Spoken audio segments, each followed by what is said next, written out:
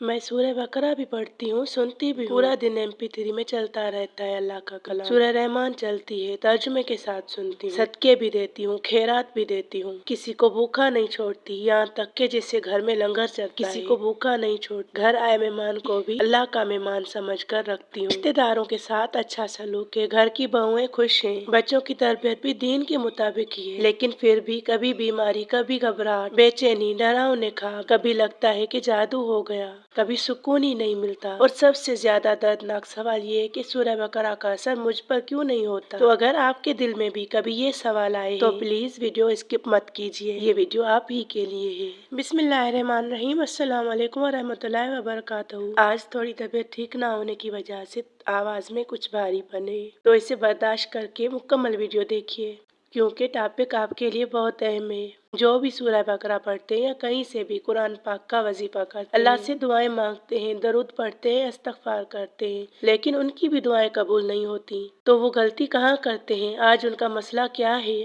तो यही आपको आज मैं समझाऊंगी इंशाअल्लाह। आज की वीडियो उन सब बहनों और भाइयों के लिए है जो नमाज पढ़ते हैं, कुरान से जुड़े हुए हैं, नेकी भी करते हैं। जो पहले अल्फाज मैंने पढ़कर सुनाए वो हकीकी किसी बहन की कहानी है, वो भी मैं आपको बताती हूँ कि उनकी गलती क्या थी, ताकि आप भी समझकर अपनी वो गलती सेट कर लें, उसके बाद अमल करें और फिर नताइज देखें। क्योंकि उनका कहना था कुरान से जुड़ी हुई है, नेकी भी करती है, मगर दिल में कहीं ना कहीं उनके ये सवाल था कि फिर भी सुकून क्यों नहीं मिलता। तो आज मैं इसी बात को कुरान की रोशनी में समझाने की कोशिश करूंगी, किसी पर इल्जाम लगाए बगैर, क्योंकि मकसद सिर्फ इस्लाह है, दिल तोड़ना नहीं। देखिए, कल ही मेरी एक बहन से मुलाकात हुई, बहुत खुश मिजाज और अच्छी तबीयत की, नेक औरत और नमाजी, लेकिन कुछ दिनों से उनकी तबीयत ठीक नहीं थी। तो मैंने उनसे तबीयत पूछी तो उन्होंने बिल्कुल यही अल्फाज कहे जो मैंने अभी आपसे कहे, उनके घर में कोई कमी नहीं होती, बिल्कुल हर चीज परफेक्ट होती है, लेकिन फिर भी उन पर असर हो जाते हैं, क्योंकि जो नेक इंसान होते हैं, नमाजें पढ़ते हैं, तकलीफें उनको भी आती हैं, क्योंकि अल्लाह पाक अपने नेक इंसानों को ही आजमाते हैं। लेकिन कुछ लोग ऐसे होते हैं जो नेक होने के साथ कुछ और गलतियां भी करते हैं, जिनकी वजह से उनके अमाल जाया हो जाते हैं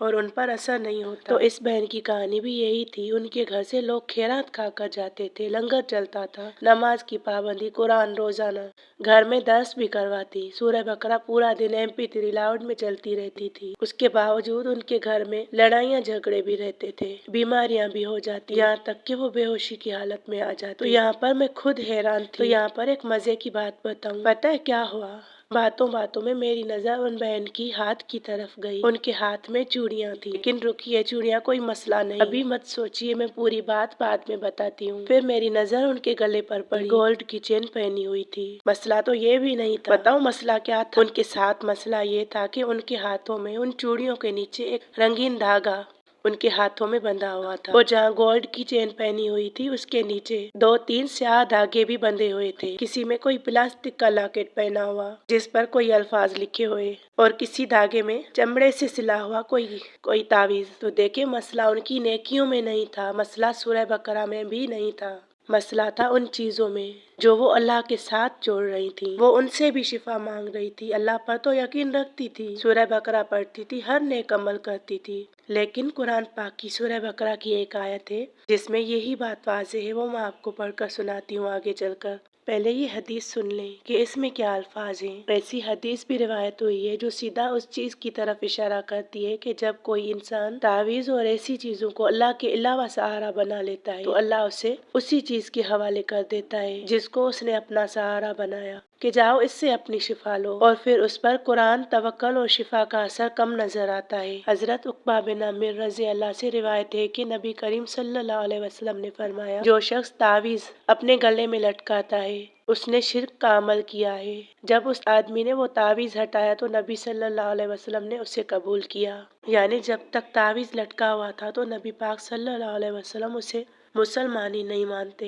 देखिए, ये वो लोग होते हैं जो अल्लाह पर यकीन रखते हैं, अल्लाह से मांगते हैं, लेकिन साथ में इन तावीज़ात वगैरह पर, ऐसी चीज़ों पर भी यकीन उनका होता है कि इसके अलावा उनको शिफा नहीं मिलनी। तो इस बहन के साथ भी यही था। मैंने उसे मना भी किया تو پھر انہوں نے کیا کہا یہ بھی بتاتی ہوں۔ پہلے اس آیت کا ترجمہ سنیں۔ اس میں اللہ پاک کہتے ہیں اور لوگوں میں کچھ ایسے بھی ہوتے ہیں جو اللہ کے سوا اوروں کو اس کا شریک بنا لیتے ہیں اور ان سے ایسی محبت کرتے ہیں جیسی محبت اللہ سے ہونی چاہیے۔ یعنی یہ آیت بتاتی ہے کہ جب دل کا بھروسہ، ڈر یا امید اللہ کے ساتھ دوسری چیزوں میں بانٹ دی جائے تو پھر نیک اعمال کے باوجود سکون اور حفاظت کا اثر کم ہو جاتا ہے۔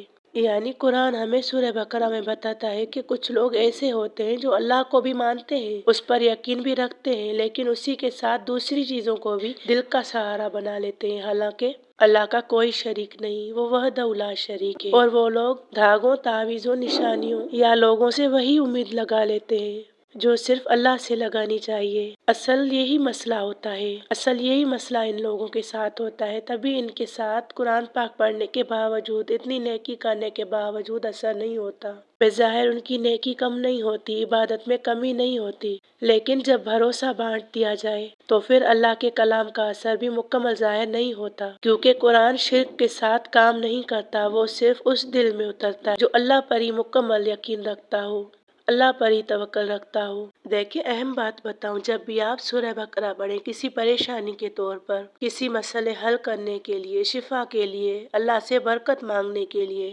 معجزوں کے لیے، تو وہی پڑھ رہے ہیں، اسی پر ہی آپ کو مکمل یقین رکھنا ہے۔ اس یقین کے ساتھ پڑھنی ہے کہ کتنی بھی پریشانی ہو، دل کو یہ یقین ہو کہ مجھے شفا ملنی ہے، اللہ کے کلام سے ملنی ہے، میں نے پڑھ لیا ہے تو یہی کافی ہے، اس کے بعد کہیں اور نہیں بھٹکنا، کسی تعویذ والے کے پاس، کسی دھاگے، کسی عامل کے پاس، کیونکہ جو سچے عامل ہوتے ہیں وہ یہی قرآن پڑھتے ہیں، اور جو جھوٹے ہوتے ہیں وہ تعویذ وغیرہ پر لگا دیتے ہیں۔ آپ کا مسئلہ حل نہیں ہوتا لیکن بڑھ جاتا ہے۔ دیکھیں، ایک دل کی بات میں آپ سے شیئر کرنا چاہتی ہوں۔ تکلیف ہم سب کو بھی آتی ہے، بیماریاں ہمیں بھی ہوتی ہیں، جادو کے اثرات ہم پر بھی ہو جاتے ہیں، ہم بھی پریشان ہوتے ہیں، لیکن یقین رکھیے، ہمارا یقین یہی ہوتا ہے کہ شفا اللہ کا کلام دے گا، اسی سے ہم نا امید نہیں ہوتے، پھر وہ بہترین وقت پر آپ کے لیے معجزے کرتا ہے۔ ان لوگوں کو تعویذوں سے شفا ملتی ہے تو ملتی رہے، لیکن یقین کریں، ہم اگر ایسے تعویذ کریں گے تو ہمیں شفا نہیں ملے گی، کیونکہ مسئلہ یہ ہے کہ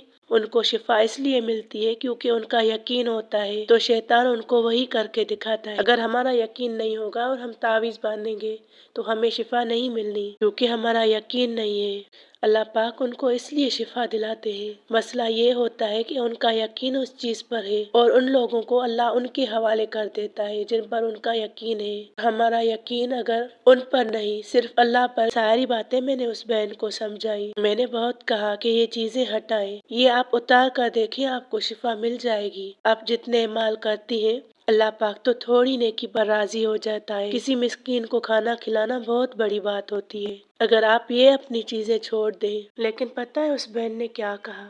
انہوں نے کہا کہ اس بار نہیں، ابھی نہیں ہٹاؤں گی، کیونکہ مجھے ابھی اس سے شفا ملی ہے، پھر اگلی بار کبھی ان کو اتار دوں گی۔ لیکن میں یقین کے ساتھ کہتی ہوں، اگر ان کو ابھی لگتا ہے کہ اس سے شفا ملی ہے تو وہ اگلی بار نہیں ہٹائیں گی، بلکہ اور زیادہ ان پر ان کا یقین مضبوط ہو جائے گا، اور اس طرح وہ قرآن پاک سے دور ہوتی جائیں گی۔ اللہ نہ کرے ایسا ہو، لیکن جو اتنا یقین کرتے ہیں تو یہی ہوتا ہے۔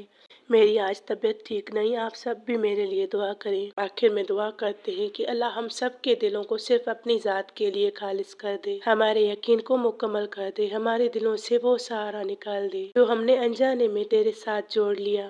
یا اللہ، ہمیں اپنے کلام سے وہ شفا عطا فرما جو دلوں کو بدل دے، زندگیوں کو سنوار دے، اور ہمیں حقیقی سکون نصیب ہو۔ اور جو ٹوٹے دلوں کے ساتھ یہ ویڈیو دیکھ رہے ہیں، یا اللہ ان سب کی پریشانیاں آسانیوں میں بدل دے، آمین یا رب العالمین۔ چینل پر نئے ہیں تو چینل کو سبسکرائب کر دیں۔ ہم آپ ہی لوگوں کے لیے اتنی محنت کرتے ہیں، تو اس لیے ہمارا بھی حق بنتا ہے کہ آپ ویڈیو کو شیئر کیا کریں زیادہ لوگوں کے ساتھ، اور ویڈیو کو لائک کیا کریں۔ جڑے رہیے ہمارے ساتھ اس سفر میں۔ اللہ پاک آپ سب کے لیے آسانیاں کرے۔ جزاکم اللہ خیر۔ اپنا خیال رکھیے گا۔ السلام علیکم ورحمۃ اللہ وبرکاتہ۔